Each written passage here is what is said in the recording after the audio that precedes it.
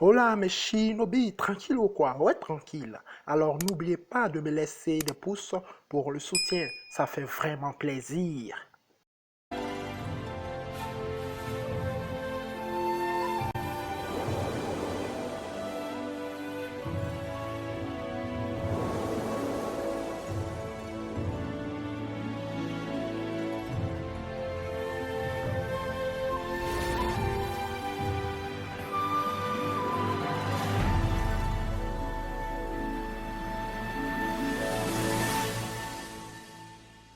Masashi Sensei, qu'est-ce que vous avez encore fait?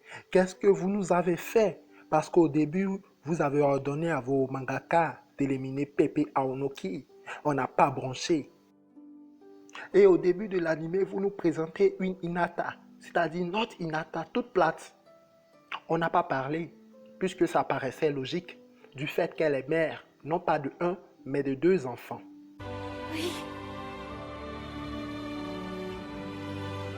Bravo Naruto, on l'accepte. Mais pourquoi Kurama? Alors qu'il y avait Sakura, il y avait Orochimaru et même Choji.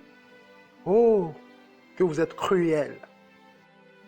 Ben déjà, il faut retenir que l'épisode 218 et 219 doivent être regardés absolument en pharmacie ou dans les hôpitaux au cas où tu aurais des problèmes.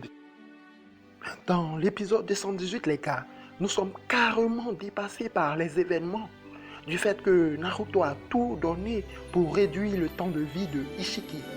Donc, de 20 heures de temps, Ishiki se retrouve avec quelques minutes. Waouh! Bravo Naruto! Bref, Ishiki réussit tant bien que mal à renverser la situation. Grâce au lien du chakra qui relie Naruto à Kawaki, Ishiki est désormais maître du jeu. Mais sa gloire ne va pas durer puisque Kawaki fait venir un clown à sa place. Ishiki est heureux et il va faire un petit love à Kawaki. Gros PD.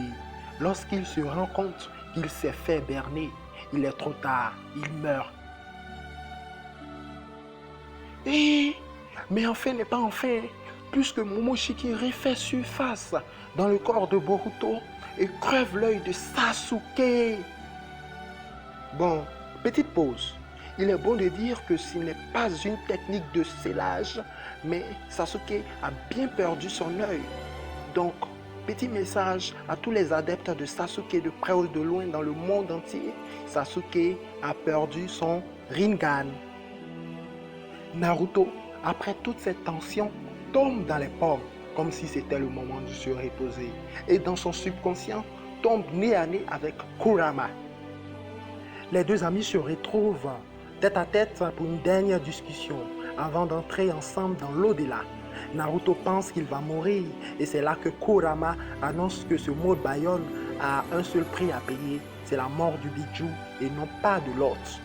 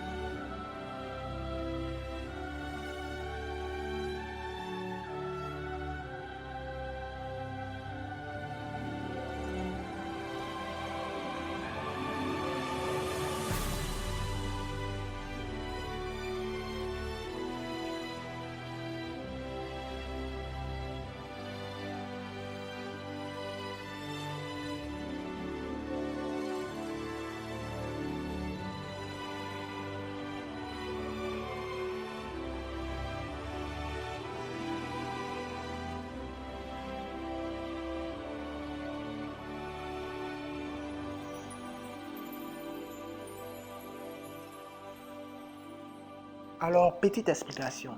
Dans Naruto Shippuden, on avait l'habitude de voir qu'un autre meurt lorsque son démon lui est retiré. Mais là, il s'agit d'une autre circonstance. Là, il s'agit d'un mode Baion où, lorsque la technique est activée, le chakra du bijou se termine jusqu'à la dernière parcelle de substance. Donc, Kurama ne va plus jamais revenir à la vie Pourtant, dans Naruto Shippuden, le démon pouvait se réincarner. Mais là, il s'agit d'un mode un peu complexe.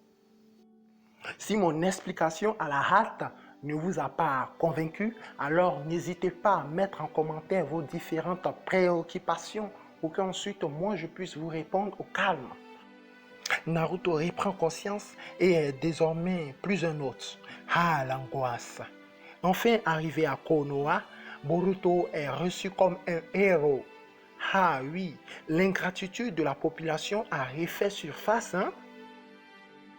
Non seulement on n'organise pas un jour de deuil pour Kurama, mais aussi on ne fait pas de grève de la faim pour le Rinnegan de Sasuke. Bref, derrière tout ça, un malade mental, très énervé, très vénère, du nom de Kodo, et qui est plus fort que Jigen, hein? Ouf! Et pour ne pas égaler son dernier, il s'est imposé un limiteur, les gars.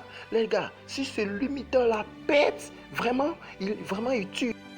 Juste au moment où Naruto et Sasuke sont en baisse de puissance, c'est là que toi te ramènes, hein? C'est quelle sorcellerie ça? Et là, c'est au tour de la nouvelle génération de défendre Konoha, hein? C'est au tour de la nouvelle génération de défendre le monde Shinobi. Parce qu'à part Naruto et Sasuke, il n'y a personne, hein? Bref les gars, pour l'épisode 218, j'accorde 9 sur 10. J'aurais donné 10 sur 10 si jamais ils avaient plus travaillé sur le départ de Kurama, si jamais ils avaient plus donné du sens à la mort de Kurama dans la vidéo, parce que je pense qu'ils se sont trop hâtés à finir là, parce que la cinématique n'a même pas duré. Pour l'épisode 219, j'accorde 9 sur 10 comme le précédent. J'aurais vraiment donné un 10 sur 10, mais là, je suis complètement déçu de la population. On aurait dû accueillir le Hokage et ses accompagnants et ses combattants comme des héros. Mais là, ils ne me déçoivent vraiment. Donc, je donne un 10. Donc, je donne plutôt un 9 sur 10. Et je pense que c'est amplement mérité. La perfection n'existe pas. Bravo au concepteur, bravo à Masashi, bravo à le studio Pierrot. Vraiment, je vous aime et à bientôt. N'oubliez pas mon petit cadeau de like et de partage. Je veux vraiment de nouveaux abonnés, des anciens abonnés. Je vous aime encore. Et ciao, ciao. On dit quoi? On dit merci le mangashis. Adieu Kurama.